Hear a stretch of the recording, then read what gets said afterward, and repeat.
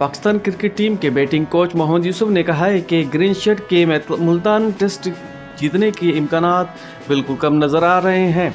पाकिस्तान और इंग्लैंड के दरमियान जारी दूसरे टेस्ट मैच में तीसरे रोज़ के खेल के इख्तिताम पर प्रेस कॉन्फ्रेंस करते हुए मोहम्मद यूसुफ का कहना था, अगर मैच देखा जाए तो खिलाड़ी पूरे अदमाद नज़र आ रहे हैं।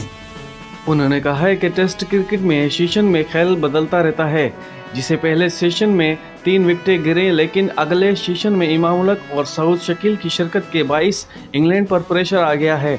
टेस्ट क्रिकेट की खूबसूरती ये है कि हर सेशन में ये खेल तब्दील होता रहता है। रन रेट में बेहतरीन आने के हवाले से पाकिस्तान क्रिकेट टीम के बैटिंग कोच ने कहा है कि ये बात चलती रहती है कि वो खुद भी बदलते हैं। बाज़ औक़ात हालात ऐसे हो जाते हैं कि हम खुलकर नहीं खेल पाते हैं। इंग्लैंड की टीम की ये खूबी है कि वो खुलकर खेलती है। इंग्लैंड की टीम थोड़ा तेज़ खेलती है और हम जैसे चाहें ऐसे ही खेलते हैं।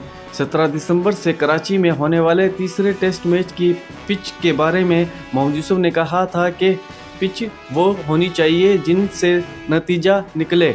मजाक ऐसे ही पिच का जिसे ये मैच चल रहा है। 3 दिन में 3 इनिंग ख़त्म हो गई है। पिच हमें होम एडवांटेज को मद्देनज़र रखते हुए बनानी चाहिए।